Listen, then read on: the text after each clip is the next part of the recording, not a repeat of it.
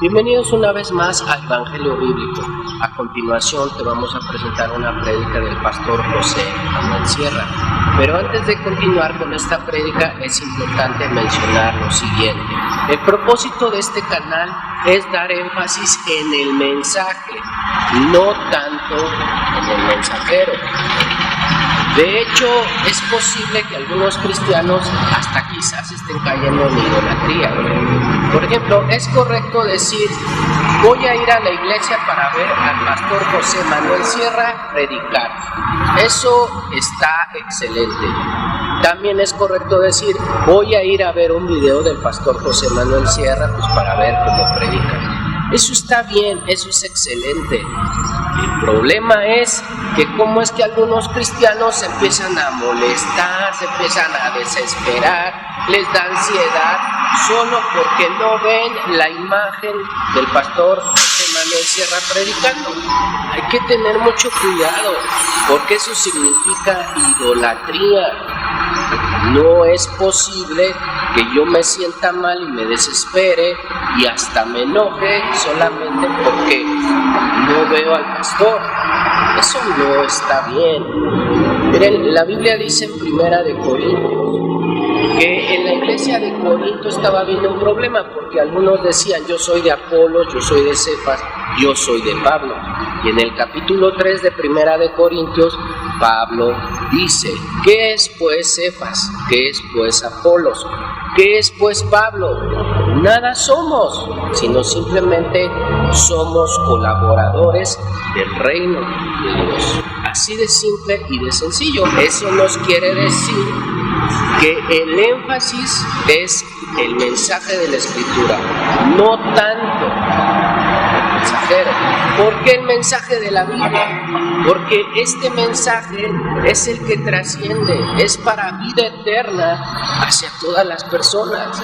Y obviamente con esto no estamos minimizando pues a las personas, ¿verdad? Pero créeme, de todo corazón, no te debes de sentir mal solo porque no ves al pastor. Solamente estás escuchando su audio, pero no lo ves.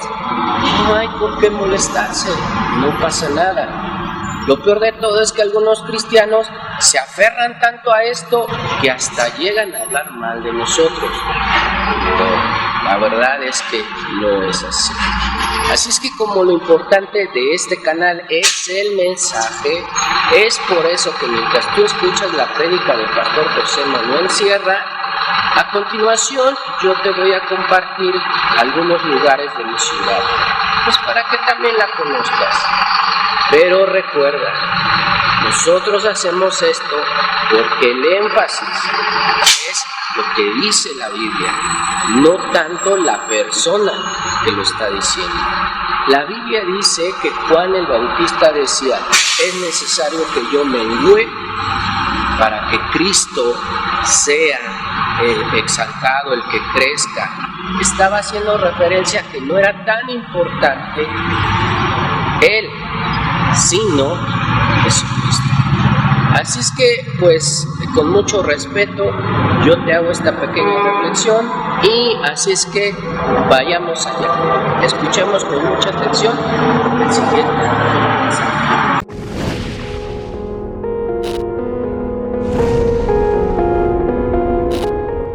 Decía que el domingo pasado tuvimos la primera parte del estudio, el nuevo orden mundial. A lo largo de la historia dijimos el domingo pasado que el mundo ha conocido muchos sistemas, muchas formas de gobierno, dictaduras, monarquías, teocracia, etc. Pero el nuevo orden mundial, el nuevo gobierno mundial va a ser completamente diferente, aunque tendrá de todo un poco, será un sistema distinto.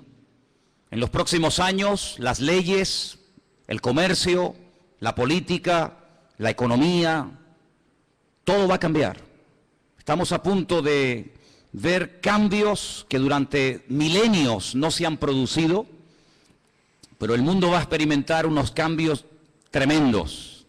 Y tenemos que saber cómo estar preparados y cómo reaccionar y comportarnos ante estos cambios. Y en el capítulo 13 del libro del Apocalipsis nos habla de un hombre, de un personaje que recibe a lo largo de la Biblia muchos adjetivos, muchos nombres. El anticristo, el cuerno pequeño, el hombre de pecado, el hijo de perdición, God, etc. Son nombres que nos hablan acerca de cómo es este hombre. Pero hay un versículo que la semana pasada no tocamos y que yo, antes de entrar a hablar del segundo personaje que juntamente con el anticristo van a llevar las riendas de este mundo en los últimos tiempos, no tocamos, y es el versículo 2, Apocalipsis 13, verso 2. Y ahí se nombran 3 animales diferentes. 3 animales que los que hemos estudiado la Biblia sabemos qué está tratando de decir Juan, de una forma, digamos, oculta, ¿no? Apocalipsis 13:2 dice que la bestia, y hablamos del anticristo, era semejante a un leopardo, pero sus pies eran como de oso, pero su boca dice que era como boca de león. ¿Te das cuenta? Hay 3 animales diferentes. Su apariencia, la palabra semejante es muy importante en la Biblia, Selem. Cuando tenemos una fotografía, tenemos una imagen de una persona real, de una persona que existe, pero tenemos una fotografía, una imagen para que te hagas una idea de cómo es esa persona. Entonces la Biblia nos enseña que la semejanza, el aspecto exterior de este líder mundial, de este político llamado el anticristo, es semejante a un leopardo, pero su forma de actuar, los pies, cómo camina, cómo se comporta, cómo actúa, es como un oso. Pero cuando habla, cuando da a conocer su mensaje, dice que es como un león. Claro, para entender esto, uno tiene que ir al libro de Daniel. Yo siempre he dicho que la Biblia es una especie de gran rompecabezas, un gran puzzle. Hay cosas que Daniel dice que el Apocalipsis te explica. Y hay cosas que lees en el Apocalipsis que si no conoces Daniel, no puedes entender nunca. La Biblia nos enseña que en el Antiguo Testamento, en la época del profeta Daniel en Babilonia, él tuvo un sueño una noche. Y él dice que vio 4 animales que le llamaron tremendamente la atención. Dice que él vio a un león con alas. Dice que vio a un oso que estaba apoyado sobre una pata más que de otra. Luego ve a un leopardo que tiene 4 cabezas y ve a una bestia, que fue la que más le llamó la atención a Daniel. Gracias al Señor, ese sueño el Señor se lo interpretó y le dijo lo que significa. Por eso no tenemos que inventarnos nada. Simplemente ir a la Biblia y ver qué explicación le dio el Señor a Daniel sobre ese animal, esos animales. Y le dijo, mira, el león es Babilonia. Amén. El león es el imperio que en este momento tú conoces y gobierna toda la tierra, Babilonia. Ese imperio caería, ese imperio desaparecería con el paso del tiempo y se levantaría otro imperio, que era el imperio de los medos persas, que está tipificado o representado por el oso.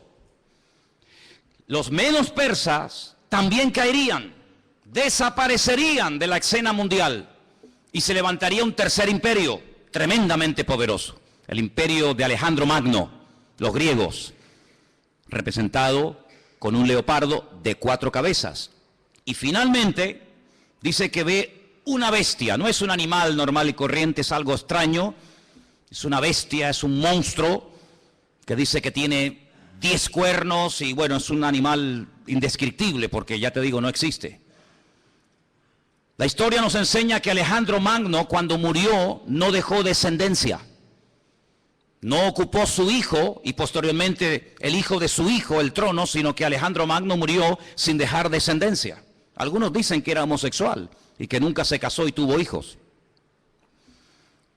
Su imperio, que era un imperio enorme, que se extendió por todas partes del mundo conocido, cuando él muere, se divide en 4 pedazos. y 4 de sus generales más conocidos, Casandro, Lisimaco, Teleuco y Ptolomeo, se apoderaron de lo que antiguamente fue un solo reino, pero que ahora son 4, y cada uno toma posesión de uno de estos pedazos. Así que sabemos que el león es Babilonia, el oso son los persas o los iraníes, y el leopardo era Grecia. ¿Y qué es lo que está diciendo el Señor a Juan en Apocalipsis capítulo 3? Que cuando aparezca en la escena mundial este hombre, que vamos a llamarlo el anticristo, va a tener de todo un poco. Su apariencia, su aspecto va a ser el de un leopardo, es decir, el de un griego. Cuando él se mueve, se comporta, toma decisiones, se actúa, dice que actuará como un oso, es decir, como un persa. Pero dice que cuando abra la boca y hable, se va a comportar como un león, como un babilónico. Claro, hay que ir a la historia y analizar y estudiar cómo eran esos pueblos. Porque aunque eran todos imperios terribles y paganos y idólatras y despiadados, hay características de unos que otros no tienen. Por ejemplo, los griegos le dieron mucha importancia al aspecto físico, al hedonismo, al vivir bien, al pegarte la gran vida.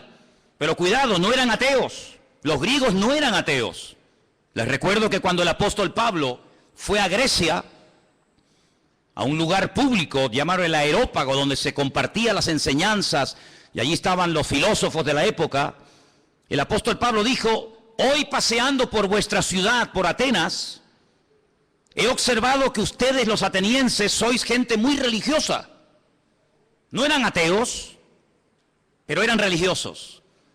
Dice que al apóstol Pablo le llamó la atención que vio un altar donde no había ninguna imagen, pero había una inscripción que decía: al Dios no conocido. Es decir, por si acaso nos hemos olvidado de reverenciar o de adorar a un Dios que no sabemos cómo es, le ponemos una inscripción para que no se sienta ofendido. Luego, una de las características de los griegos era que le daban mucha importancia a la cultura, a la filosofía, a los deportes. Ellos fueron los inventores, los creadores de las Olimpiadas. Ellos le daban mucha importancia al aspecto físico. Llenaron toda Jerusalén y el mundo conocido de antaño de gimnasios. Le daban mucha importancia al culturismo, al aspecto físico. Pero también eran personas que tenían grandes problemas con la lujuria. La mayoría de ellos eran bisexuales, le gustaban tanto los hombres como las mujeres. Eran personas que no tenían ningún tipo de escrúpulos, eran personas que no tenían ningún tipo de moral, eran personas que le daban rienda suelta a cualquier impulso de la carne, con tal de que te sientas bien, lo puedes hacer. ¿Quieres ser homosexual y eso te hace sentir bien? Adelante. ¿Quieres ser cualquier otra cosa? Adelante. En otras palabras, no te reprimas. No tengas ningún recato, ningún principio moral o espiritual, sino rienda suelta a los impulsos. El anticristo será así. El anticristo no será un ateo, pero será una persona, un libertino, una persona que le dará igual lo que sea, con tal de que la gente se sienta contenta y feliz. Por eso dice que su aspecto, su forma de ser, es como la de un griego, una persona que le da lugar a la carne, al hedonismo. Pero dice que cuando actúa como un oso, como un persa. Y hermano, es interesante notar porque el imperio persa siempre tuvo algo muy interesante entre ellos, y es que siempre tenían una intención de expandir su territorio. Saben que desde hace muchos años ha estado mareando la perdiz los persas, Irán, pero una de las cosas que quieren es, siempre lo han querido y lo han dicho y no lo han ocultado, es la destrucción y aniquilación total y absoluta del Estado de Israel. Israel ha amenazado en varias ocasiones a Irán porque sabe que están construyendo armamento nuclear, no con fines, digamos, científicos, sino con fines militares. Irán recientemente dijo: si somos atacados por Israel, tenemos en este momento 80.000 misiles apuntando a la ciudad de Jerusalén y la destruiremos en cuestión de minutos. Es lo que ellos dicen. Por lo tanto, aunque aparentemente es una persona pacífica y educada y con una cultura tremenda, por otra parte, en su corazón es una persona que le gusta la guerra. Dice la Biblia, recuerden, la semana pasada cuando hablamos de este personaje, dice que él cambia de religión. Dice que al Dios de sus padres lo deja de adorar y comienza a adorar a Alá Maozín, al Dios de las fortalezas o al Dios de la guerra. Es una de las características del anticristo. No es un ateo, pero es una persona que utiliza lo espiritual, lo religioso, para fundarse en esa fuerza espiritual que da, por así decirlo, la religión y emprender guerras.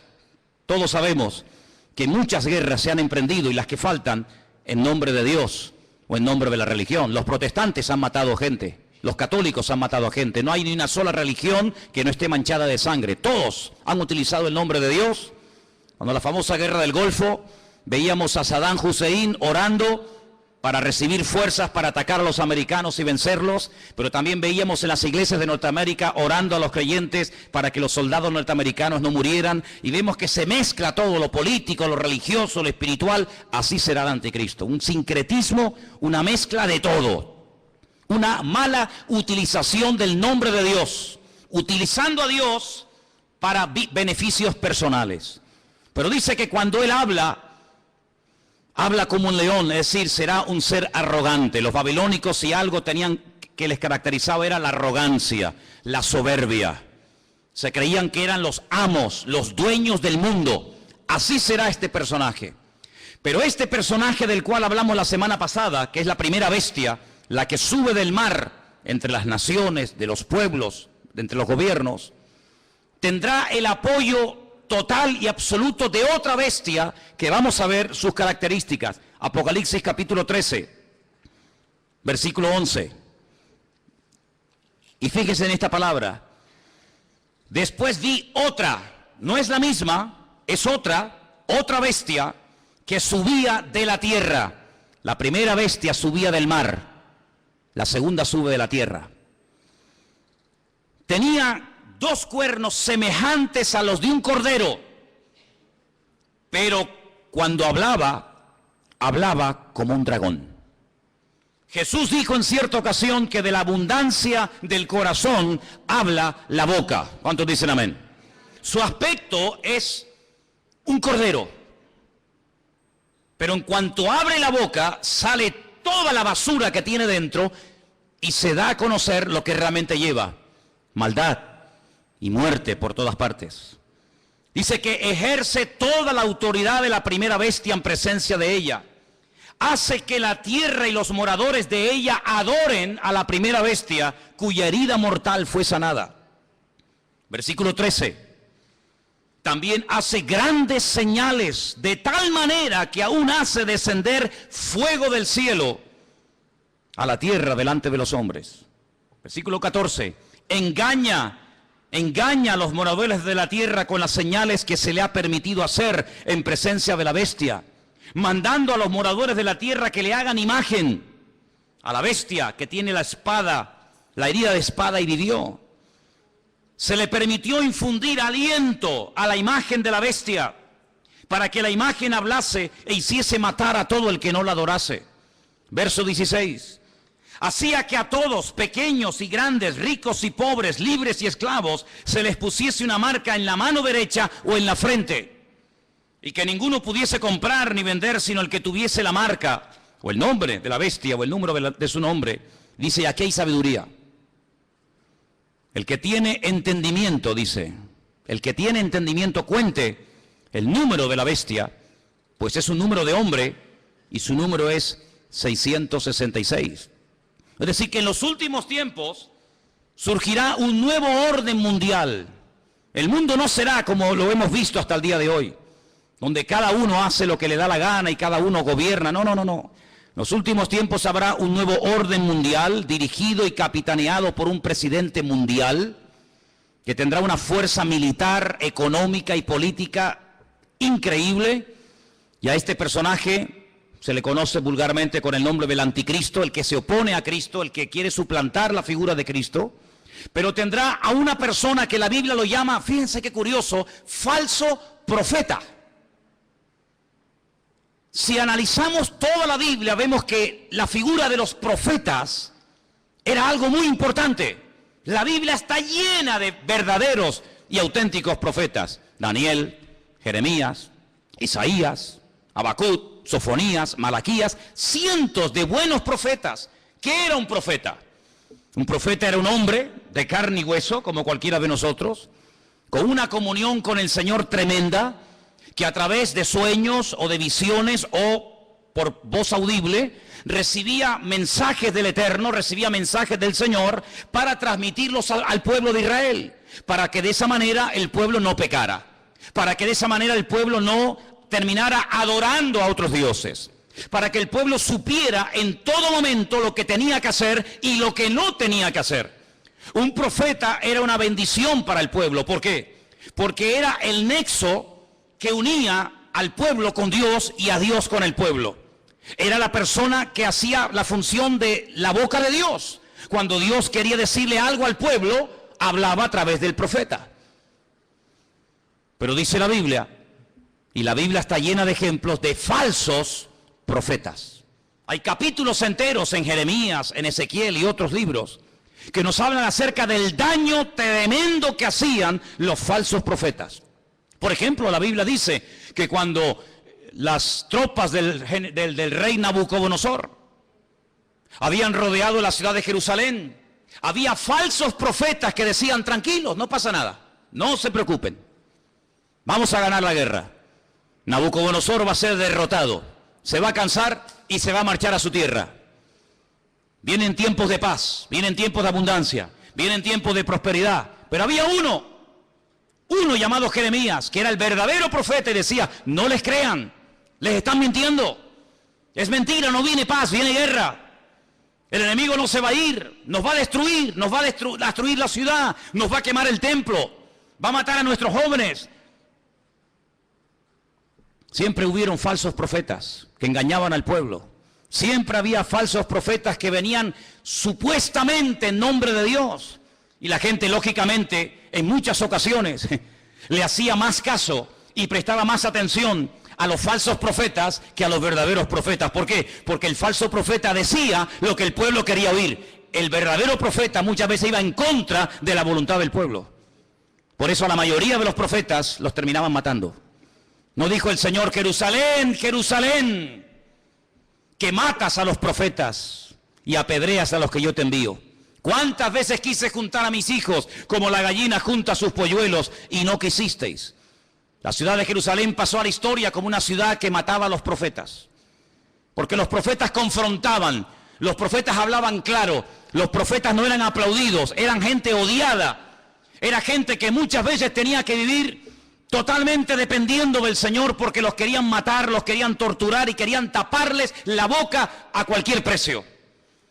Y curiosamente dice la Biblia que el anticristo tendrá el apoyo incondicional de un hombre que no va a ser un político. Recuerda eso, el falso profeta no será un político, será una persona que se encargará fundamentalmente de 4 cosas. Primera, lo hemos leído, versículo 12: hará todo lo posible para que todas las naciones de la tierra reconozcan la autoridad y se sometan a la autoridad del anticristo. Es decir, no atrae la gente hacia sí mismo, sino que atrae la gente hacia el anticristo. Es decir, será en relaciones públicas del anticristo el que le hará la publicidad, la propaganda, el que irá por los platós de televisión, por las emisoras de radio, el que dará todo tipo de ruedas de prensa y de respuestas a las naciones, presentando a este hombre como la alternativa real y genuina que el mundo necesita. Les puedo asegurar que será conocido en todas partes de la tierra. Un hombre carismático, un hombre que sabrá llevarse bien con los árabes, con los judíos, con los musulmanes, con los católicos, con los evangélicos, con los ateos, con todo el mundo. Un hombre con un don de palabra extraordinario, y un hombre que lo que pretende es desviar la atención de la gente hacia el Dios vivo y verdadero y llevarlos a la ruina, diciéndole a la gente: este hombre es lo que el mundo necesita.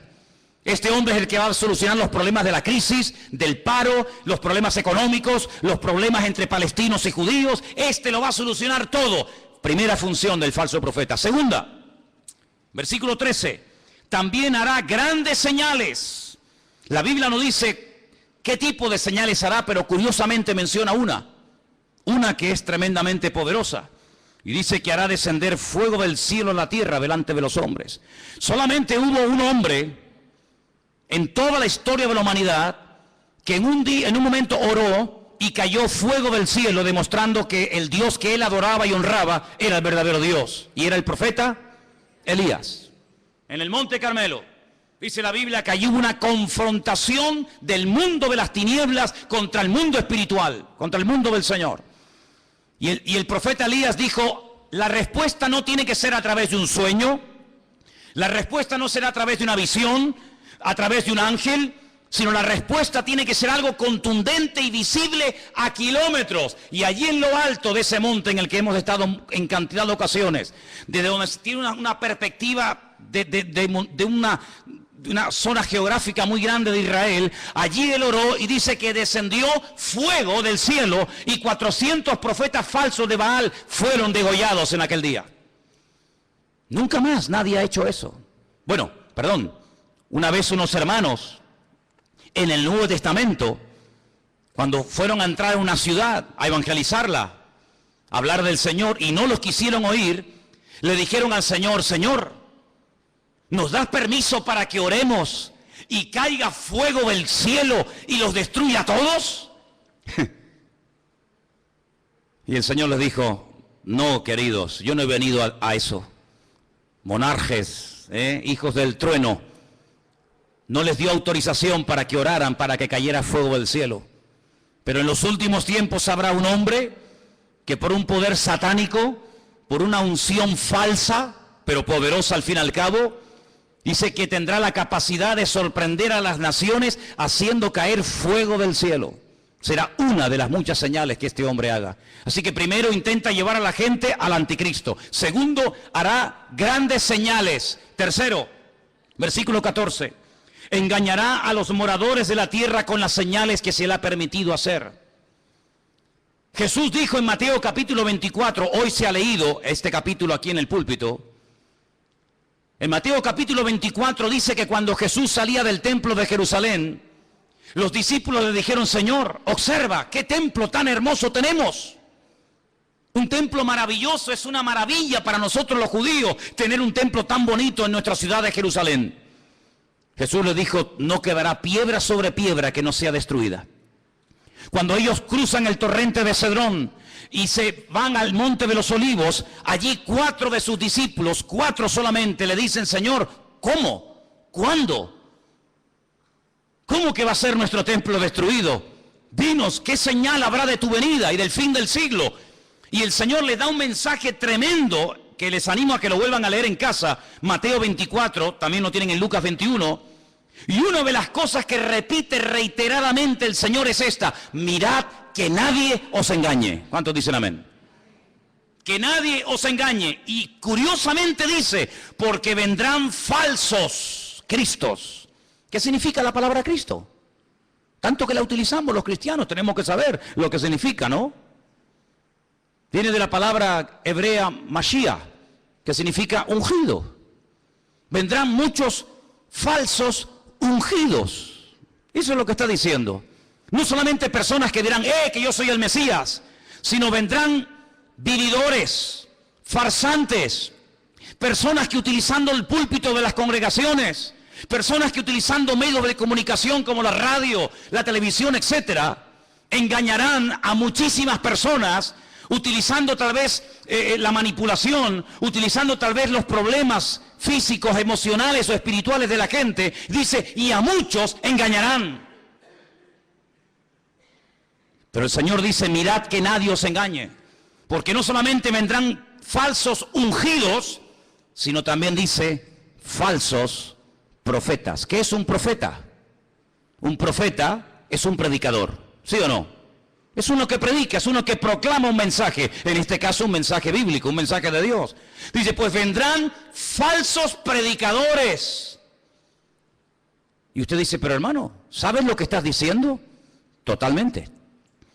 Y ya han comenzado a proliferar por todas partes del mundo. Falsos predicadores, falsos evangelistas, falsos maestros, falsos profetas, que incluso a veces con milagros o con señales llegan a seducir y a engañar a la gente. Y no es algo nuevo, lo estamos viendo de hace 10 años a esta parte, en todas partes del mundo. Pero en los últimos tiempos habrá una persona que será el máximo exponente del engaño y de la mentira, que la Biblia lo llama el falso profeta. ¿Y qué podemos hacer los cristianos? ¿Tenemos la obligación de creer todo lo que los pastores dicen? ¿Tenemos la obligación de creer todo lo que la gente predica en un púlpito? Rotundamente no. La Biblia nos enseña que cuando una persona proclama el Evangelio, y más cuando una persona se llama o se autodenomina profeta, la congregación, la audiencia, el pueblo que escucha el mensaje, tiene que filtrar, tiene que analizar, tiene que escudriñar si lo que este hombre está diciendo es palabra de Dios o es falso. No se puede decir amén a cualquier enseñanza, hermanos. Yo soy vuestro pastor hace 14 años en esta iglesia. Pero el día que yo me aparte del Evangelio, el día que yo me aparte de la verdad, el día que yo les enseñe algo falso, no me crean, no vengan más a este lugar. Porque la Biblia nos enseña que la oveja tiene la obligación de rumiar la comida antes de tragársela. ¿No hablamos hace poco de una de las características de las ovejas? ¿Sí o no? ¿Y cuál es una de las características de la oveja? Que es un animal rumiante. ¿Y qué es un rumiante? Un animal que primero mastica, mueve la comida, la saborea, la prueba, y luego después de haberla masticado bien, se la traga. Y esa es una de las características que tenía que tener un animal limpio para poder ser ingerido. El Señor dijo que tenga pezuña y que sea rumiante. Y el Señor quiere que tú seas, permíteme la palabra, un rumiante. Una persona que diga, un momento, te he oído, he prestado atención, he tomado buena nota. Perfecto. Déjame analizar a través de las Escrituras si lo que tú hoy nos has enseñado, si la palabra que nos has traído es bíblica o es mentira y es falsa. Dice la Biblia que cuando Pablo fue a la ciudad de Berea, ¿os acordáis? Dice que los judíos de la ciudad de Berea escucharon a Pablo durante varias semanas, durante varios días de reposo en la sinagoga, compartir la palabra. Pero dice que eran gente más noble que los de Tesalónica. ¿Por qué dice la Biblia que los judíos de Berea eran diferentes a los judíos de Tesalónica? Dice, porque ellos comprobaban cada día en las Escrituras si las enseñanzas que el apóstol Pablo le daba a la congregación eran palabra de Dios o no eran palabra de Dios. ¿Cuántos dicen amén? Por lo tanto, hermanos, yo siempre les he animado, siempre les he dicho, y lo seguiré diciendo cada día, que ustedes tienen la obligación de escudriñar las Escrituras, de conocer la palabra de Dios, de no tragarse todo lo que oigan, de no tragarse todo lo que vean y oigan en internet, de no decir amén a todo, de no abrir su corazón a cualquier ministerio, de no dejarse ministrar por cualquier persona que aparentemente tiene palabra, hace milagros, señales y prodigios, pero alto, la Biblia nos enseña que el falso profeta no solamente será un tremendo predicador, un tremendo orador increíble, sino que además será una persona que su ministerio, entre comillas, estará caracterizado por señales, milagros y prodigios. ¿Qué te parece? Pero ¿sabe qué? En el versículo 13 dice que este hombre hará grandes señales, grandes señales.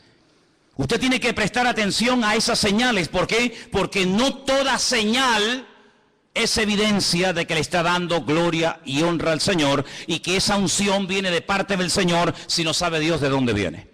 El falso profeta se diferencia del anticristo en tres cosas muy importantes. Primero, su procedencia es diferente. El mundo de la política produce, permítame la expresión, la política produce, es el terreno donde se levanta el anticristo. El falso profeta no se levanta del mundo de la política. El falso profeta se mueve en el terreno religioso, en el terreno espiritual. ¿Se han dado cuenta que en los últimos años ha habido muchos intentos por tener una religión? Lo intentó la New Age, la nueva era. Lo ha intentado el Vaticano en múltiples ocasiones con las famosas reuniones ecuménicas. Los Bahá'í ya propusieron hace muchos años haber una religión mundial, porque fíjense qué curioso, este continente en el que vivimos, el continente europeo, en 2 ocasiones se ha enfrentado a muerte un país contra otro. ¿Sí o no? Primera Guerra Mundial, Segunda Guerra Mundial, unos contra otros, millones de muertos, ciudades arrasadas completamente, familias destruidas. Europa quedó totalmente en ruinas, pero eso ya pasó a la historia. Antes los que se peleaban, ahora son amigos, ahora comen juntos, ahora hacen negocios juntos, ahora se venden los productos unos a otros. Luego ya no estamos en un tiempo de guerra en Europa, estamos entre comillas en un tiempo de paz. Ya no nos peleamos unos contra otros, ¿ve? Porque en una guerra todos pierden. Ahora nos unimos en una unidad política y económica, y donde tenemos todos en común una misma moneda. ¿Sí o no? Usted puede viajar por Europa, por muchos países, y no tiene que cambiar en un país la moneda, en otro la otra, sino que con una misma moneda se puede mover. Ya no hay fronteras. ¿Se acuerdan cuando viajamos por Europa? Ya no hay fronteras. Puedes pasar de un país a otro prácticamente ya. A cualquier hora puedes pasar de un país a otro. Pero falta una unidad. Sí, hay una unidad militar, hay una unidad política, hay una unidad económica, pero no hay una unidad espiritual. El anticristo, a través del falso profeta, una de las cosas que tratará de mover en el mundo es que la gente llegue a la conclusión de que no es bueno que haya tantas religiones, sino que lo mejor es que haya una religión donde todos se sientan a gusto. Ya hace años están tratando de crear el Crislam. El Crislam, quieren unir el Islam con el cristianismo. En muchas congregaciones evangélicas, ya la palabra Jehová o la palabra Yahvé o la palabra el Eterno o la palabra Dios ha desaparecido. Ya hay una nueva versión circulando de la Biblia en muchas iglesias evangélicas del mundo donde aparece la palabra Alá. En el principio creó Alá los cielos y la tierra. Alá lo que estamos diciendo. En otras palabras, para llevarnos bien, quitemos la palabra Dios, pongamos la palabra Alá. Hay muchas Biblias donde han quitado la palabra sangre. Es increíble cómo puede haber instituciones evangélicas que han quitado la palabra sangre de la Biblia, porque es una palabra que no es una palabra que choca o es una palabra muy fuerte. Amados hermanos, vienen tiempos de cambios como ustedes no se pueden ni imaginar. Vienen tiempos en los que no solamente lo económico cambiará de una forma tremenda, sino lo espiritual cambiará de una forma que ustedes no se pueden ni imaginar. Ahora quiero leerles un versículo que se encuentra en Apocalipsis 16:13, donde dice que el falso profeta y el anticristo harán algo que muchas veces no se menciona. Y vamos a leerlo. Apocalipsis 16, versículo 13. Y dice así: vi salir de la boca del dragón, Satanás, de la boca de la bestia, el anticristo, y de la boca del falso profeta, 3 espíritus inmundos a manera de ranas. Son espíritus de demonios que hacen señales y van a los reyes de la tierra en todo el mundo para reunirlos a la batalla de aquel gran día del Dios Todopoderoso. Una de las cosas que el mundo tiene que conocer y ustedes, hermanos, tienen que saber, porque la Biblia lo profetiza con cientos y miles de años de antelación. Cuando te pregunta la gente, ¿y tú crees que habrá una tercera guerra mundial? ¿Crees que otra vez el mundo volverá a enfrentarse y a matarse y a pelear los unos contra los otros? Y yo te digo, no te quepa la menor duda. La pregunta no es si se van a pelear, la pregunta es ¿por qué tardan tanto en enfrentarse los unos contra los otros? El mundo se está convirtiendo en un caldo de cultivo donde la violencia y la agresividad será algo normal. Miren los colegios, hermanos. Hay muchos colegios en los Estados Unidos que es un peligro. Porque cuántos niños, cuántas docenas de jóvenes han entrado armados a un colegio y han asesinado a cantidad de compañeros. Amados hermanos, la violencia va a ser una de las características de los últimos tiempos. Habrá violencia en la sociedad, violencia en el tráfico, violencia en las iglesias, violencia en los parlamentos, violencia por todas partes. El Señor Jesucristo dijo que Él vendría, pero antes de que Él viniera, los tiempos en los cuales viviríamos serían como los días de Noé. Y cuando uno observa la generación en la que le tocó vivir a Noé, no era una sociedad pacífica. Cuidado, era una sociedad tremendamente avanzada para la época en la que vivía. Fijaros lo que querían construir. En la época de Noé se quiso construir el edificio más alto del mundo, un zigurat, una torre que llegara al mismo cielo, a la misma presencia de Dios, con el objetivo de demostrarle a Dios que a través de la tecnología de la época, El hombre era capaz de desafiar al mismo Dios y de llegar a su presencia no a través del medio establecido por Dios, sino a través del medio de la mente humana. La tecnología puesta al servicio del mal. ¿Piensan ustedes que el anticristo y el falso profeta no echará mano de la tecnología de la época para engañar y meterse en miles y en miles y en millones de hogares? No les quepa la menor duda. No les quepa la menor duda. Así que en los tiempos de Noé, no fue como en los tiempos del diluvio. Pero fue en los tiempos del diluvio, no fue como en los tiempos de la Torre de Babel. En los tiempos de la Torre de Babel, la Biblia nos enseña que Dios no destruyó a la humanidad, sino que la separó y la confundió. ¿Por qué? Porque habían aprendido un secreto tremendo. ¿Cuál fue? La unidad. Se unieron para lo malo. Sin embargo, en el tiempo del diluvio, se mataban los unos a los otros. El anticristo sabe perfectamente que la unidad tiene un poder tremendo. Por eso él lo que intenta es unir religiones, unir filosofías, unir diferentes estilos de vida para llevar a este mundo a la ruina y a la destrucción total. Una de las cosas que el hombre ha intentado y lo está consiguiendo desde los tiempos de la Edad Media es desterrar la palabra Dios, la palabra Biblia del vocabulario del ser humano. Hoy en día se oye hablar muy poco de Dios, muy poco de Biblia. ¿Por qué? Porque los hombres a lo largo de la historia han intentado destruirse los unos a los otros. Pero el objetivo final del diablo es destruir a Dios, quitar a Dios del vocabulario de la gente. ¿Y qué es lo que hace el falso profeta? Levantar al anticristo para que lo adoren a él. Y no es la primera vez que un hombre reclama honra y gloria para sí mismo.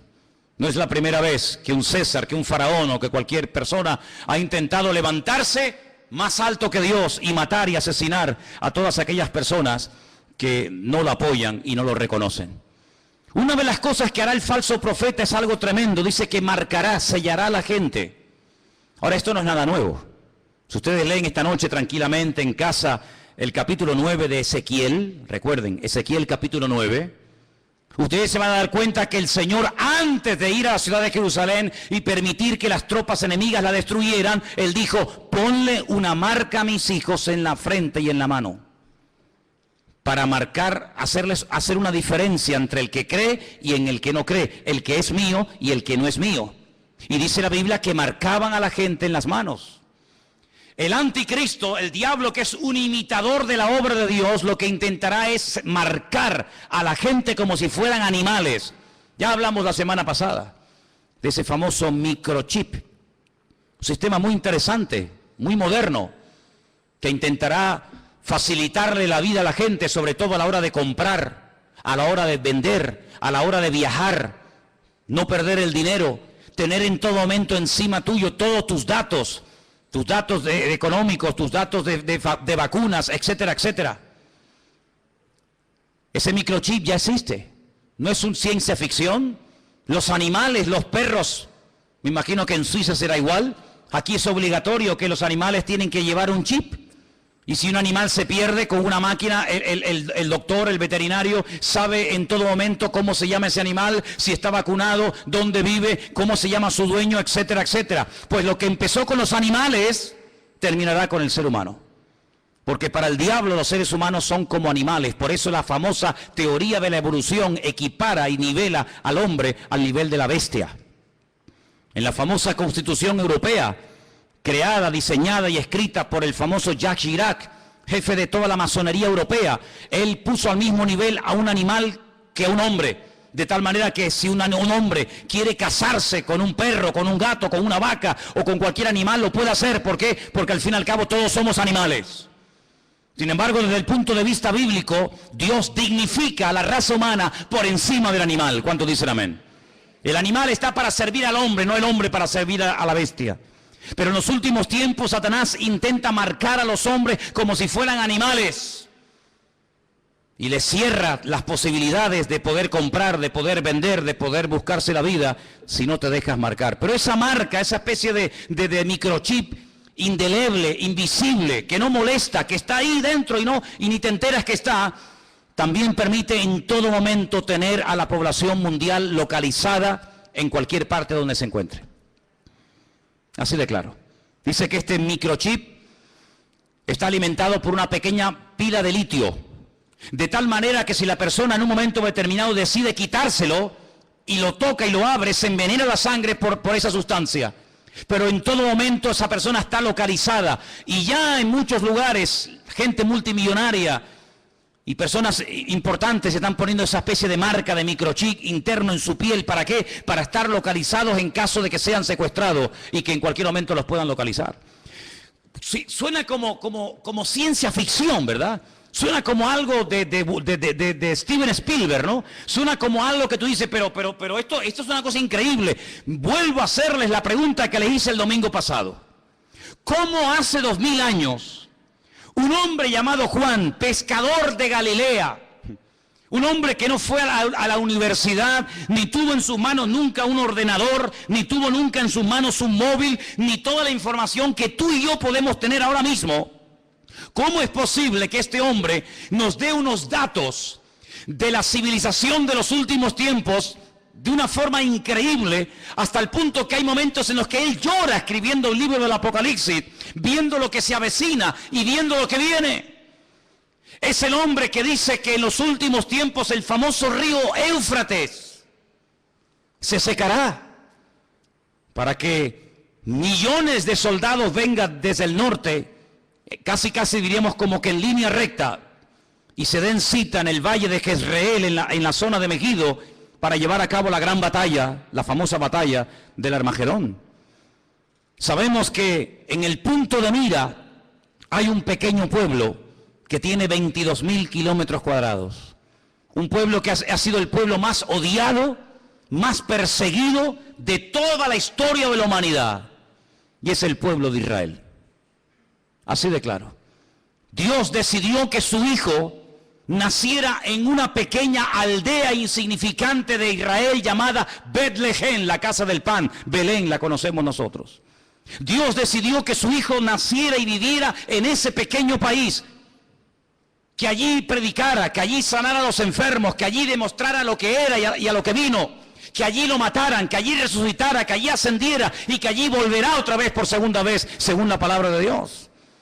Y sabemos que los tiempos se acortan. La Biblia dice que los últimos tiempos tendrán que ser acortados, porque si el Señor no acorta los tiempos, la maldad llegará a un nivel, a una envergadura de tal magnitud, que dice que nadie podría salvarse aunque quisiera. Por eso, amados hermanos, tenemos que doblar la guardia como iglesia. Tenemos que meternos en las páginas de la Biblia. Tenemos que conocer lo que dice la palabra de Dios acerca de los últimos tiempos. No dejarnos engañar, no dejarnos seducir, no dejarnos atraer por cosas que aparentemente son muy atractivas, muy bonitas y maravillosas, pero que su fin, dice la Biblia, pueden ser caminos de muerte. Analice todo lo que oye. Analice a la luz de la palabra de Dios todo lo que escucha. Porque la palabra de Dios nos enseña que los últimos tiempos serán tiempos de engaños, tiempos de falsas profecías, tiempos de falsos milagros. Ahora bien, la gente está tan necesitada, tan desesperada, que se agarrarán a un clavo ardiendo con tal de salir de su desesperación. Nunca olvidaré cuando una persona enferma me dijo: si yo supiera en este momento que el diablo me puede sanar, le entregaría mi vida a él. Así me lo dijo. El diablo va a utilizar los problemas sociales, los problemas físicos, los problemas económicos de las familias. El diablo sabe perfectamente que hay un vacío en la sociedad que nada ni nadie logrará llenar jamás. Puedes tener mucho dinero, puedes viajar por el mundo entero, puedes tener la mejor casa de la tierra, puedes tener y tener y tener. Pero el Señor Jesucristo no solamente te ha creado para que llegues a tener ciertas y determinadas cosas en la vida, sino que el Señor nos ha creado con sus manos para que seamos su pueblo y estemos en plena comunión con Él. ¿Cuántos dicen amén? Por eso, amados hermanos, cuando ustedes escuchen a alguien, cuando ustedes oigan a alguien, cuando ustedes observen a alguien, háganse la siguiente pregunta: ¿a quién está levantando este hombre? ¿A quién intenta glorificar? ¿Hacia quién intenta desviar la atención? ¿Hacia él mismo? ¿O lo que intenta esta persona es levantar en alto el nombre que es sobre todo nombre, el nombre de Jesús, para que la gente adore al Rey de Reyes y al Señor de los Señores? Esa es una de las características de un verdadero hombre de Dios y de un verdadero cristiano y cristiana. Una persona que no intenta llamar la atención sobre sí mismo, sino que emplea su testimonio, su antigua vida, sus malos hábitos, etcétera, etcétera, para que la gente reconozca que el cambio se ha producido, no porque se le ha propuesto, no porque tuvo una fuerza de voluntad increíble, sino porque hubo un Dios todopoderoso que le transformó, que lo cambió y que lo llenó y que hoy le da la gloria a ese Dios. ¿Cuántos dicen amén? Así que, amados hermanos, el falso profeta, qué interesante. Hay iglesias que se llaman, y no tengo nada en contra de ese nombre, pero iglesias que han decidido llamarse Iglesia de la Profecía. Y hay muchísimas personas que les encanta todo lo profético. He ido incluso a algunas reuniones, he ido a algunas convenciones, no muchas, pero alguna vez he escuchado personas que cuando van a un evento, a una conferencia, a un culto especial, lo que te dicen es: he venido aquí porque este hombre o esta hermana o esta mujer tiene profecías y tiene palabras para mí. Y la gente hace cola y espera horas para que vaya una persona y le imponga las manos y algo con voz bajita, la mayoría de las veces le susurre al oído y le diga que va a ser y que va a tener y que va a ser prosperado y que va a ser bendecido. Y la gente agarra esa palabra como si fuera una palabra de Dios, cuando la única palabra de Dios que tenemos es esta, que tenemos en nuestras manos. ¿Cuántos dicen amén? Si usted busca palabras, si usted busca consejos, si usted busca algo que le oriente para saber si me caso o no me caso, si me voy o me quedo, si compro o no compro, es la bendita palabra de Dios. Dice el salmista: lámpara es a mis pies tu palabra y lumbrera mi camino. No busques en los hombres lo que solamente en Dios puedes encontrar. Si buscas palabra, métete en tu aposento, dice la Biblia, cierra tu puerta. Y tu Padre que te ve en lo secreto, dice, te recompensará en público. Pero qué fácil es ir a una persona para que nos diga esa persona supuestamente en nombre de Dios lo que yo tengo que hacer. Cuidado, porque la Biblia dice que en los últimos tiempos el don de la profecía será mal usado para engañar y para seducir a las almas inconstantes. Claro que creemos en las profecías. No menospreciéis las profecías, dice la Biblia, pero las profecías de la Biblia, no las profecías inventadas, no el producto de la imaginación. ¿Saben lo que decía Jeremías al pueblo? Ustedes, Dios no los ha enviado a ustedes, ustedes profetizan y tienen el descaro y la desfachatez de esperar que lo que han profetizado se cumpla cuando saben que Dios no está hablando a través de vuestras bocas. Amados hermanos, maldito el hombre que confía en el hombre, pero bienaventurado el hombre que confía en el Señor. ¿Cuántos dicen amén? Vienen tiempos difíciles, vienen tiempos de cambios, vienen tiempos donde vamos a ver cosas muy raras, muy extrañas. Ya hay iglesias en el mundo para homosexuales, no sé si lo sabían. Iglesias evangélicas gay, ya están por el mundo, por todas partes. Iglesias donde ya no se habla de la sangre de Cristo ni la muerte del Señor. Iglesias donde todo vale. Iglesias donde te puedes casar, separar, divorciar, estar con este, estar con la otra, estar con él, ahora me caso, ahora me divorcio y no pasa nada. Dios es un Dios de amor. Vamos a ver cosas muy extrañas en los últimos tiempos. Pero recuerda algo, Dios es santo y quiere que tú y yo también seamos santos. Huye de todo lugar donde te lo pongan fácil. Escúchame bien. Huye de todo lugar donde te lo pongan fácil para que no te ofendas. Lo políticamente correcto, sabes que es una expresión que se usa mucho hoy en día, ¿no? Lo políticamente correcto, no lo digas tan duro para que no se ofendan, no lo digas tan contundente para que no... Huye de los lugares donde todo te lo ponen bonito y fácil. El Señor no viene a agradarnos los oídos, sin confrontación no hay cambio. Y la palabra de Dios viene para sacudirnos y para que le busquemos a Él en espíritu y en verdad. Y si el Señor tiene que sacudirnos en esta tarde y romper esquemas religiosos de nuestra vida, y si tiene que abrirnos nuestros ojos a una realidad que viene, nos guste o no, pues bendito sea el Señor.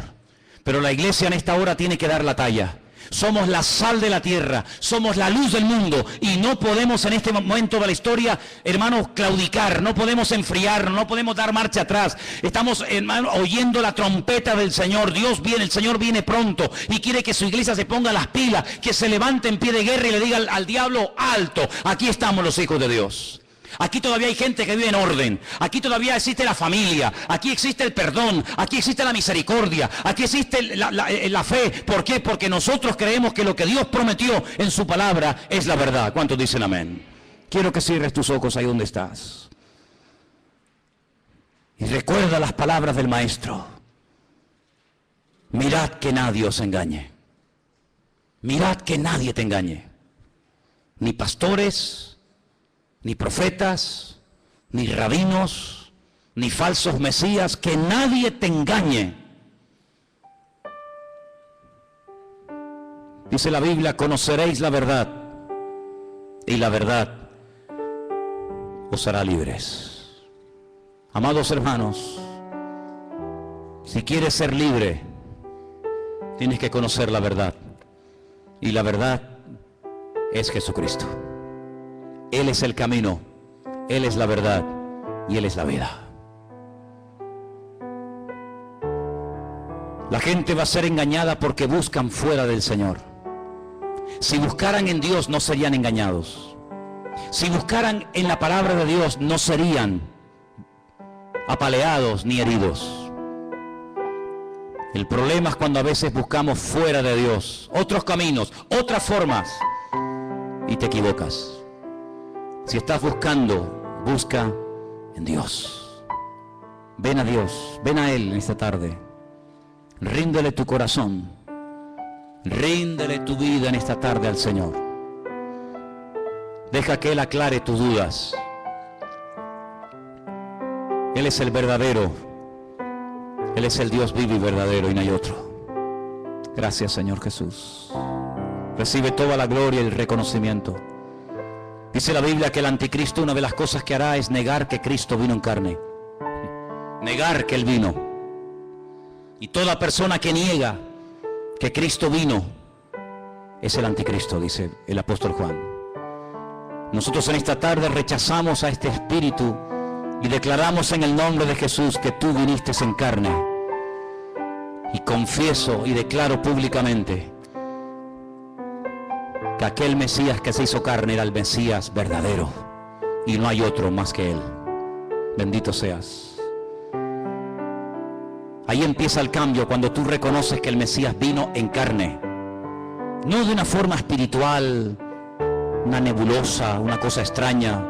No, vino en carne y hueso a dar su vida por ti. Ahí empieza el cambio. Si Él era el Mesías verdadero, quiere decir que yo lo necesito a Él. Y por eso en esta tarde le decimos: yo te necesito, Señor Jesús. Te necesitamos, Señor, en nuestra vida. Los que somos padres, las madres, los creyentes, tus hijos te necesitan hoy más que nunca, Señor. En este tiempo de engaño, en este tiempo de tantos cambios y de tanta agresividad, nosotros te decimos: tú eres nuestra paz.